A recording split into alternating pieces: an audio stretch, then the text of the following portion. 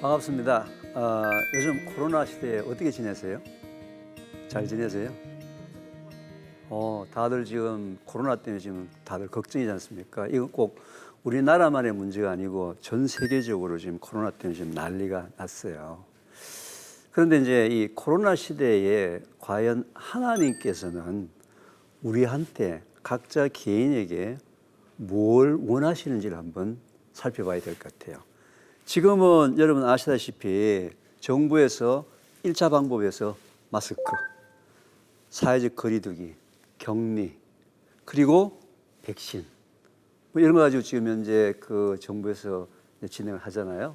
근데 이 방법들은 1차적인 방법이고 단기간에 해야 되는 거예요. 만약에 이것을 앞으로 10년, 20년 계속 이렇게 해라. 그러면 큰일 나죠. 모든 자영업자가 다 엉망이고 학교 수업도 전혀 하지 못하고 그죠. 그래서 이 방법은 결국 단기간에 이렇게 확산을 퍼뜨리는 것을 이제 막는 차원에서는 효과가 있는데 심지어 다들 백신 하지만서도 백신이 완전한 해결책은 아니겠죠. 왜?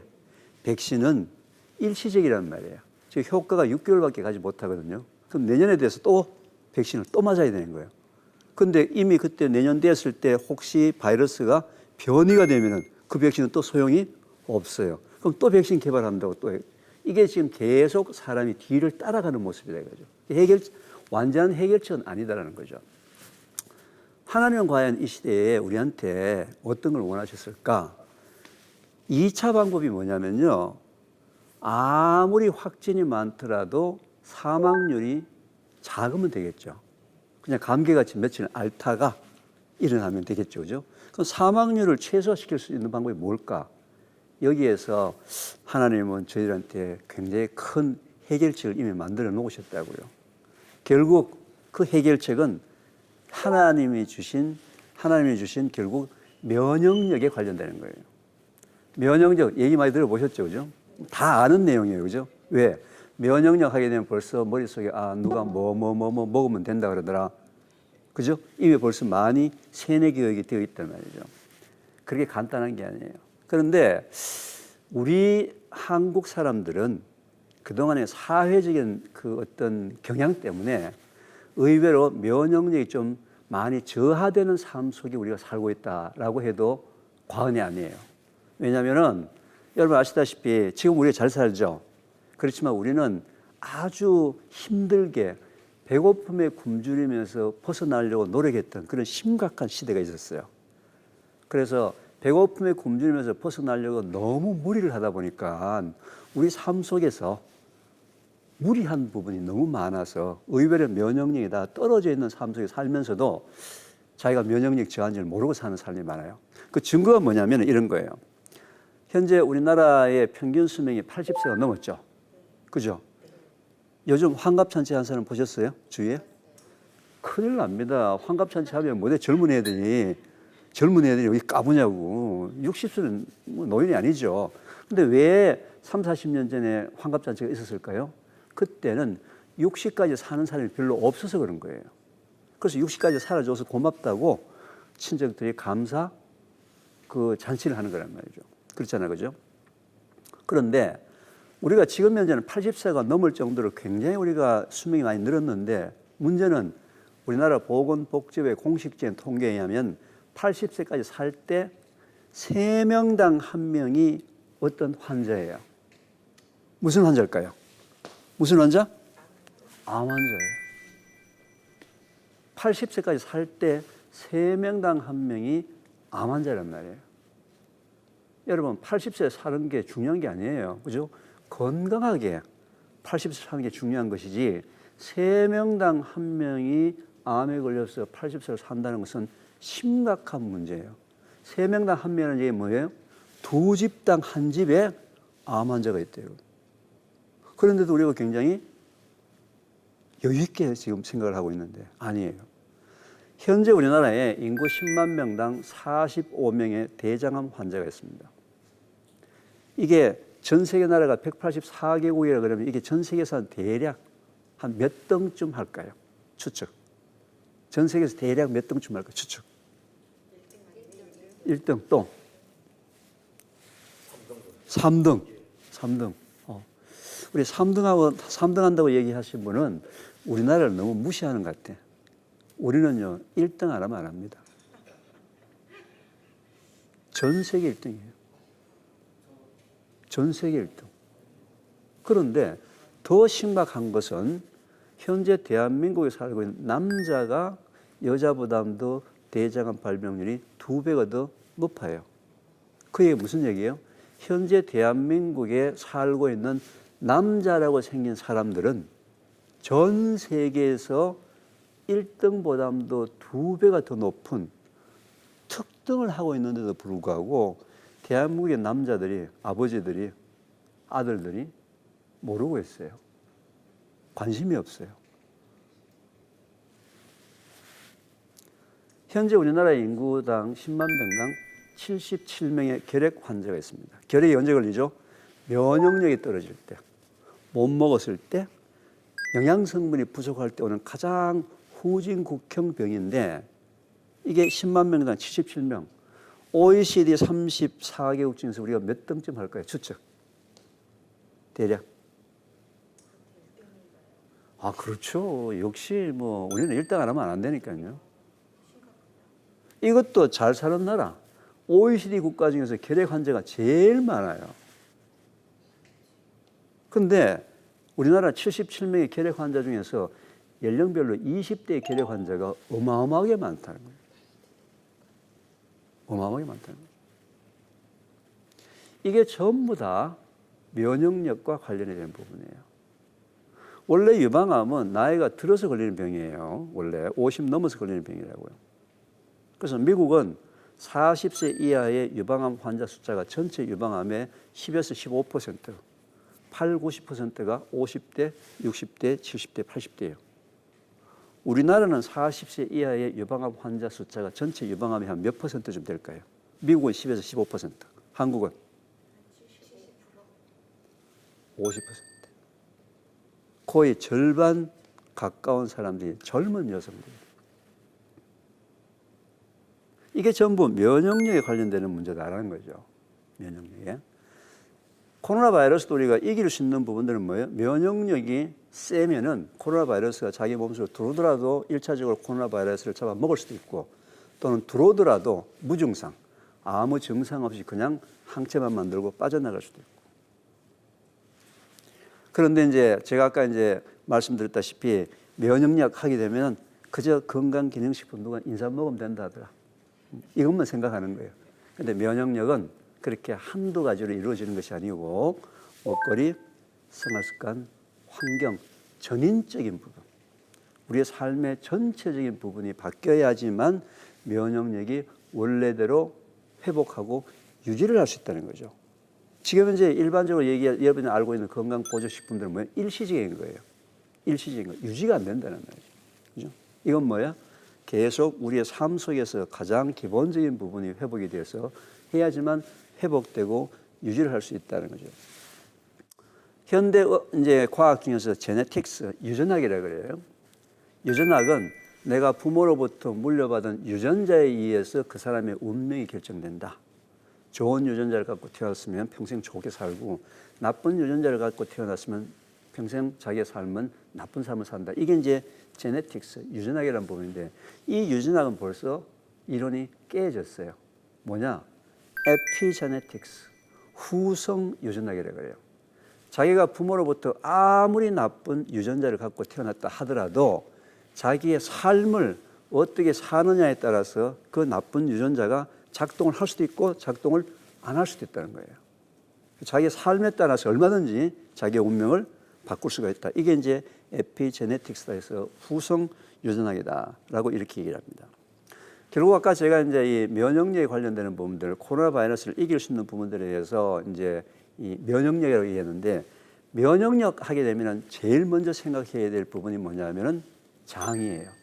왜냐하면은 면역 세포의 70 내지 80%가 어디에 있어요? 장에 존재를 하기 때문에 장 건강이 나쁘면은 면역력이라는 얘기를 할 수가 없다는 거죠.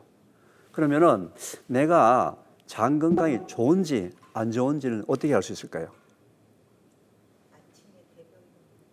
네, 첫째, 자기의 삶 속에서 변비나 설사가 너무 심하다.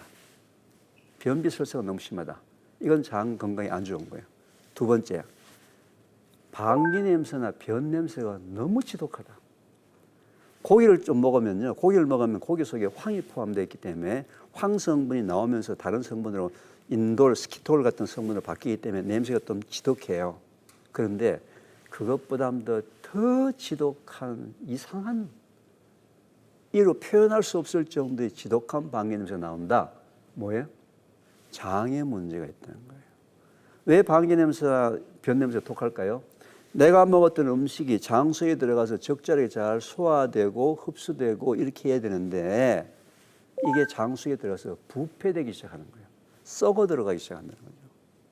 아니, 내가 먹었던 음식이 내 장 속에서 막 썩어서 지금 속이 지금 난리가 나는데 그것도 모르고 막 웃어 사면서 막 까불랑거리고 막 돌아다니고 하니까 몸이 살려고 여러분들한테 신호를 보내는 거예요. 얘야, 장 속에 뭐가 썩는다. 알려주려고. 근데 내가 가장 안타까워하는 게 뭔지 아세요? 현재 우리나라의 초, 중, 고, 우리 10대, 20대들의 방귀 냄새나 변 냄새가 너무 지독하다는 거예요. 엄마들이 애들한테 뭐 건강에 좋은 음식을 만들어주려고만 신경 썼지 그 음식을 먹고 애들 뱃속에 들어가서 썩는지 소화가 되는지는 전혀 모르고 있는 거예요. 더군다나 애들 방귀 냄새나 좀 지독하고 이러면 그냥 웃고 장난치고 넘겨버려요. 심각한 문제. 그래서 이제 이 장 건강을 좋게 결국 해야 되는데 결국 장 건강을 좋게 하기 위해서는 여러 가지 방법이 있지만서도 오늘은 한 가지 방법, 우선 좀 그 효과가 있는 한 가지 방법에 대해서 먼저 한번 얘기를 해보겠습니다. 또 장 건강하게 되면요, 여러분들 포함해서 지금 이 방송을 보고 있는 모든 시청자들은 교수님 그 유산균 먹으면 됩니다. 뭐 유산균 다 먹고 있는데 이제 유산균이 완전히 국민 건강식품이 될 정도로 유산균이 지금 유행이 돼버렸어요. 유산균 먹어서 해결될까요? 안 돼요. 오늘은 유산균의 그 불편한 진실, 허와 실에 대해서 한번 나눠보도록 하자고요. 자, 이제 보통 이제 유산균 하게 되면은요, 영어로 프로바이오틱이라고 해요.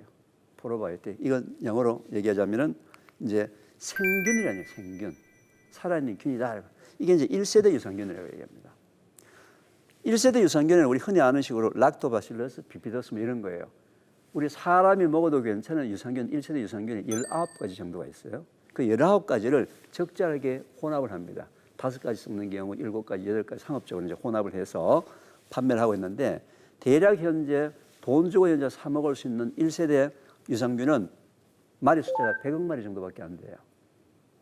그리고 이 녀석들은 온도나 pH에 굉장히 약해요. 그래서 조금만 온도 올라가더라도 끓이더라도 그냥 다 죽어버려요. 그 다음에 위 속에 들어가면 위 산에 다 죽어버려요. 다음 집에 죽어버려요. 그래서 각 회사마다 뭐 캡슐을 씌워가지고 뭐 했다 여러 가지 특허대 거기서 나오는 거예요. 그래서 이제 장까지 내려가도록 만드는 거예요. 그죠? 근데 문제는 장까지 내려갔을 때 이게 그 속에서 번식을 해야 되는 거예요. 번식. 그죠? 번식을 해야지만, 왜냐면은 장 속에 있는 균의 숫자가 100조 개가 넘어요. 근데 먹는 거 해봐야 지금 10억이나 100억 마리밖에 안 되죠. 들어가서 어때요? 효과가 없어요. 마리수의 변화가 없다 이 말이에요. 큰 컨테이너에 지금 물 한 바가지 들어가봐야 표시가 안 난다 이 말이에요. 반드시 번식을 해야 되는데 번식을 하려면 반드시 뭐가 있어야 돼요? 먹이, 온도, 습도. 자, 온도, 습도는 장이 이제 그런 조건을 갖고 있는데 먹이가 없어요. 유산균의 먹이가 바로 포도당입니다. 포도당. 그런데 이 포도당은 소장에서 전부 흡수가 되어버리고 대장까지는 넘어가지가 않아요. 왜? 소장에서 다 흡수가 되어버리기 때문에. 대장에 넘어가지 않는데, 그래서 대장에 넘어가려면 특별한 종류의 포도당을 먹어야 돼요. 자, 포도당이 한 개짜리 우리가 단당이라고 합니다. 단당. 2개 붙이는 걸 뭐라고 그러죠? 2당이라고 그래요. 2당이 뭐예요? 설탕, 꿀, 엿. 근데 이 2당은 쉽게 잘 분해가 돼요. 쉽게. 잘 분해가 돼요. 소장에서 다 흡수가 돼버려요. 당이 3개가 붙이는 게 뭘까요? 3당, 다당? 그죠? 근데 당이 3개부터 10개까지 붙어 있는 것을 특별히 올리고당이라고 얘기합니다. 올리고당 주부들도 다 얘기 들어보셨죠? 그거 살 안 찐다 하더라. 그죠? 뭐 그런 거예요. 왜 살이 안 찌냐면은 이 올리고당은 당이 3개에서 10개가 붙어 있기 때문에 소장에서 분해가 안 돼요. 그대로 어디 대장까지 넘어오는 거예요. 그대로 대장까지 넘어오기 때문에 몸에 흡수가 되지 않기 때문에 칼로리가 몸으로 전달이 안 되기 때문에 이제 비만에 좋다라고 얘기하는 거예요. 3개에서 10개짜리가 올라오게 되면은 바로 이 상행결장하고 행행결장 이쪽 부분에 오면서 분리가 되면서 포도당을 하나씩 주기 시작하죠. 그럼 여기 속에 있는 균들이 먹고서 번식을 하는 거예요. 그래서 반드시 유산균을 먹더라도 또는 장에 미생물들을 키워주려면 반드시 뭘 먹어야 돼요? 올리고당을 먹어야 되는데 올리고당이 가장 많이 포함되는 음식 양파, 마늘, 약혼, 바나나, 콩 이걸 꼭 반찬으로 같이 먹어줘야 되는 거예요. 이걸 일컬어서 우리가 프리바이오틱 2세대 유산균이라고 얘기해요. 유산균은 먹이. 유산균만 먹어서 안 되고 유산균은 뭘 먹어줘야 돼요? 먹이도 함께 먹어줘야 된다. 그게 반드시 뭘 먹는다고요? 반찬으로. 양파, 마늘, 약혼, 바나나. 그런데 3개에서 10개짜리는요. 여기까지 다 있다가 저 끝에 항문까지는 못 가요. 아까 우리나라 이 대장암에서 인구 10만 명당 45명의 대장암 환자가 있죠. 그랬죠. 그 대장암 환자가 직장암이 제일 많아요. 항문 바로 위에. 여기에는 균이 거의 없는 거예요. 우리나라 사람들이. 그런데 3개에서 10개는요. 초입에 다 먹어버려요. 이 끝까지 못 가는 거예요. 끝까지 가려면은 반드시 당이 20개에서 30개 길게 붙어 있는 녀석을 가야 돼요. 20개, 30개 길게 붙어 있는 녀석을 이눌린이라고 하거든요. 이눌린. 그래서 이눌린이 가장 많이 포함되어 있는 것이 우엉, 도라지, 더덕, 돼지감자, 고들빼기 또는 치커리. 다 이게 뭐예요? 뿌리식품. 현재 우리나라 사람들이나 또 우리 어린애들이 뿌리식품 먹어야 안 먹어요? 뿌리식품이 이 세상에 존재하는 이유가 바로 여러분들이 뭘 위해서? 장을 위해서 존재하는 거예요. 하나님께서 이 세상의 모든 식물을 다 만들 때 각각 식물마다 기능을 다 주어졌다고요. 그래서 현대 음식의 특징이 뭐예요? 뿌리식품을 먹지 않기 시작하면서 장, 특히 항문 끝에까지 있는 직장 쪽에는 유익균의 숫자가 점점점 줄어들어가니까 면역세포가 줄어들 수밖에 없고 면역세포가 활동을 못하게 되고 면역세포가 활동 못하니까 자동적으로 면역력이 줄어들고 비원비부터 시작해서 여러 가지 현상이 생기는 거죠. 따라서 장 건강을 이제 회복하려면 뭘 먹어야 돼요? 올리고당이 많이 포함되어 있는, 이눌린이 많이 포함되어 있는. 자, 이런 부분들을 2개 합친 것을 우리가 프로와 프리를 합친 것을 3세대 신바이오틱이라고 해요. 근데 실제로 가장 좋은 건 4세대. 4세대는 1세대, 2세대가 합쳐진 것에다가 그 다음에 또 대사물질. 대사물질이라는 게 이런 거예요. 4세대 유산균에서 가장 좋은 것이 우리나라 전통 발효식품입니다. 전통 발효식품에서 채소를 발효시킨 김치, 콩을 발효시킨 청국장, 된장. 그죠? 김치 중에서는 고춧가루나 젓갈이 많이 들어간 거 말고 동치미나 백김치, 물김치 같은 거. 그 다음에 된장도 마찬가지로 소금기가 너무 많기 때문에 청국장. 청국장에 끈끈이 있죠, 끈끈이. 그 끈끈이가 바로 대사물질이라는 거죠. 청국장에는 벌써 균이 있죠, 그죠? 그 다음에 콩이 있기 때문에 올리고당 포함되어 있죠. 그 다음에 끈끈이가 뭐예요? 대사물질에서 가장 좋은 여러 가지 우리 인체에 좋은 물질들이에요.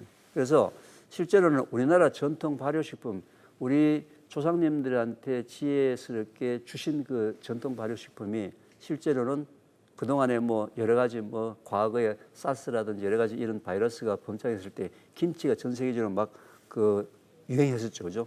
마찬가지예요. 바이러스의 가장 특효약은 뭐예요? 우리나라 전통 발효식품입니다. 김치와 청국장을 가지고 코로나 바이러스를 이길 수 있는 한 가지 강력한 무기를 갖고 있다.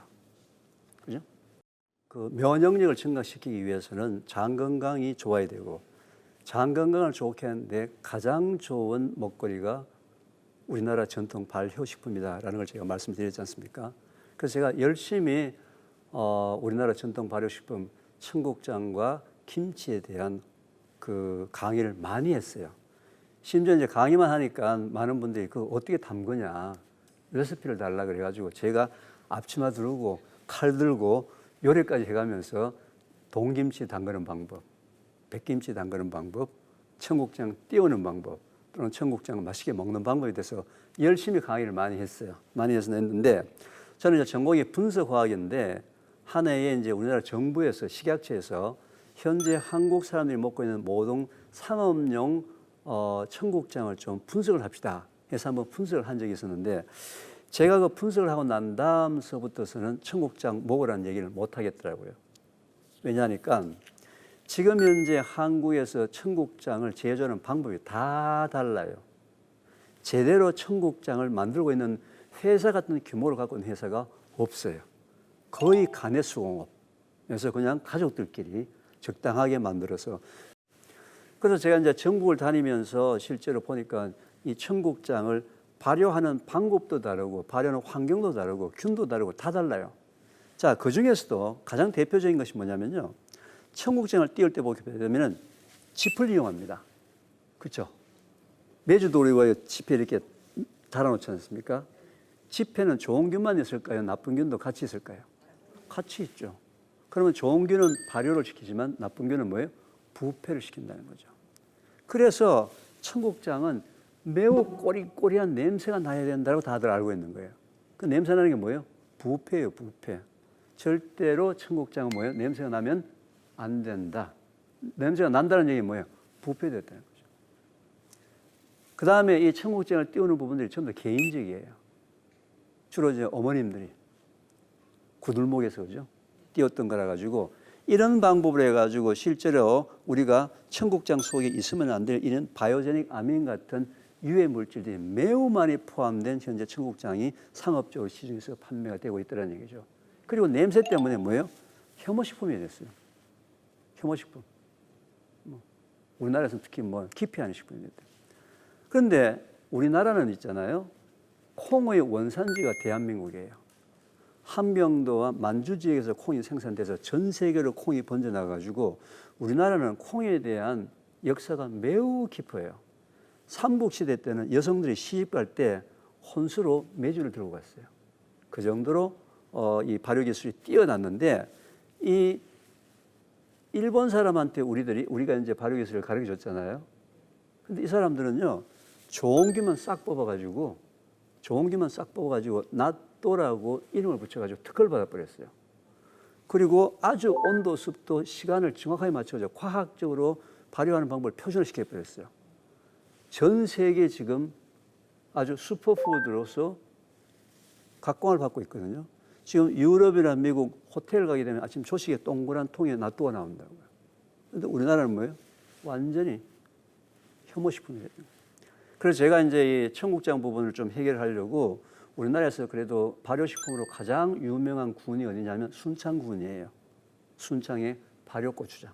제가 군수님을 찾아가서 자, 발효고추장도 좋지만 이 발효 청국장을 만들어야지만 면역력에 대한 부분들 때문에 우리나라 청소년들을 구할 수 있다. 그래서 초중 고등학교 학생들이 먹을 수 있는 청국장을 개발합시다. 막 그분들이 막 처음에 웃었어요. 아니 교수님 어른도 안 먹는데 어떻게 애들이 먹냐고. 제가 몇 년을 따라다니면서 설득을 시켜가지고 드디어 정부에다가 연구과제를 신청했어요. 순창군하고 연구과제를 신청해가지고 무려 5개 대학과 3개 연구소가 무려 5년 동안에 45억이라는 연구비를 받아가지고요. 어마어마한 청국장 대한민국 연구를 현재 수행을 하고 있는 중이에요. 낫또하고 비교가 되지 않을 정도로. 낫또라는 것은요, 일본 땅에 사는 낫또균을 우리나라에서 수입해서 우리나라 콩에다 접종시켜서 발효하는 게 낫또예요. 우리는 저기 순창 시골에 있는 할머니 수천 년 전에는 고추장에 있는 균을 우리나라 토종균을 찾아가지고 그 균을 가지고 발효했는.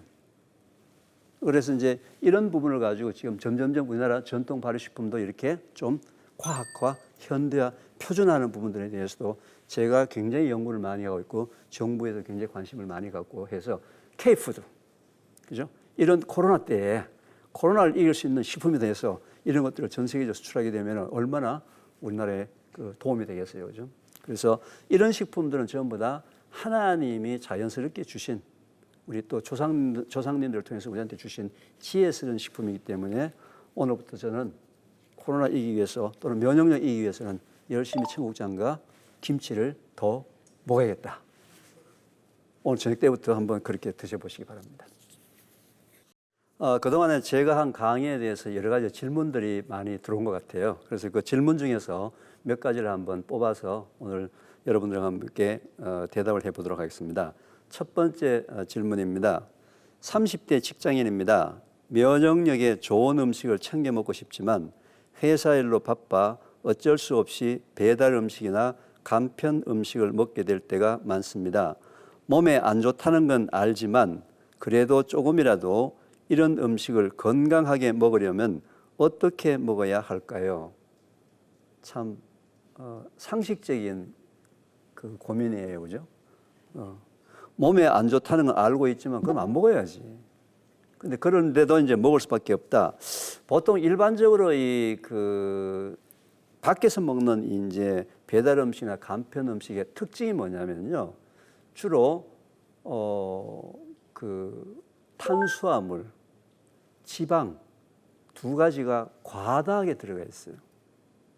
단백질이 과다하게 들어가면 원가가 올라가기 때문에 단백질은 과다하게 넣지 못하고 탄수화물과 지방이 좀 과다하게 포함되어 있는 것, 그리고 맵고 짭고 달고 하는 것이 많이 포함되어 있는 거예요. 그래서 가급적이면은 이런 배달 음식을 시킬 때는 먹는 양을 원래 먹는 양보다는 2분의 1로만 먹어야 합니다.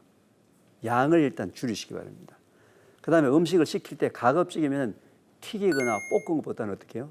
삶은 쪽으로. 그렇게 하시는 것이 좋을 것 같습니다. 두 번째 질문입니다. 코로나 장기화로 인해 우울감, 짜증과 분노를 담고 사는 사람들이 많아졌습니다. 몸도 건강하게 만드는 것도 중요하지만 마음의 방역도 중요하다고 생각해요. 몸뿐 아니라 정신 건강에도 도움을 주는 먹거리는 없을까요? 자, 먹거리를 어떤 음식이든 먹을 때 정신 건강에 좋으려면 어떻게 먹는 것이 좋을까요? 먹을 때 어떤 방법을 먹는 게 좋을까요? 즐겁게 먹어야 되겠죠. 그죠? 아무리 짜증난다 하더라도 먹을 때 짜증을 내고 화를 내고 먹으면 그 음식은 독이 되어버려요. 왜냐하면 화를 내는 순간에 우리 몸에서 소화효소가 작게 분비가 돼요. 그럼 작게 분비된 만큼 소화가 되지 않으면 그 음식은 뭐가 돼요? 독이 되는 거예요. 내가 먹는 음식이 다 약이 되는 것이 아니고 그때 내가 먹을 때 거기에 맞게 소화 분비액이 적절하게 나와야지만 소화가 되어야지만 그게 약이 되지 소화되지 않은 음식은 전부 뭐예요? 독이다. 그래서 우리나라 속담에 밥 먹을 때는 개도 건들지 마라 하는 얘기가 나올 수 있는 정도로 밥을 먹을 때는 어떻게 해야 돼요? 즐겁게, 기쁘게 어떤 음식을 먹더라도. 근데 어떤 종류의 먹거리를 먹어가지고 막 즐겁게 하는 거 없겠죠, 그죠? 먹거리를 먹어서 즐겁게 한 건 뭐예요? 자기가 좋아하는 음식, 맛있는 음식을 먹을 때는 기쁘겠죠. 근데 그것보다 더 중요한 게 뭐라고요? 먹거리 먹을 때 분위기. 어떻게 먹느냐? 기쁘고 즐겁게 먹으면은 하나님이 주신 에덴 동산에서 그 음식이 모든 영양가가 되는데 그걸 어떻게 해요? 짜증내고 화내고 스트레스 있는 그 상태에서 음식을 먹게 되면 그 음식은 전부 독이 되어버린다. 꼭 기억하시기 바랍니다. 세 번째 질문입니다. 미세먼지가 면역력을 떨어뜨린다는 얘기를 들었습니다. 그래서 미세먼지 배출이 좋다는 음식에 관심이 가더라고요. 그중 대표적인 것이 김미역 같은 해조류인데 이런 음식이 정말 미세먼지 배출에 좋나요? 이 김미역 속에는 여러분 끈끈한 성분 있죠. 그걸 알긴산이라고 합니다. 그 알긴산은 미생물들을 이 중금속들을 잘 흡착해서 대변으로 데리고 나가는 역할을 갖고 있어요.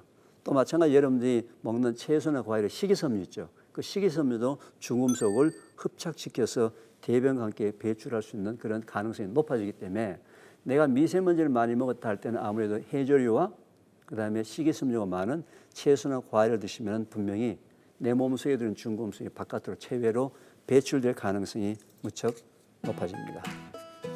네, 미세먼지 배출에 좋습니다. 세 가지 여러분이 궁금해하는 질문에 대한 대답을 드렸습니다. 이것으로서 면역력에 대한 제1강 강의를 마치도록 하겠습니다. 감사합니다.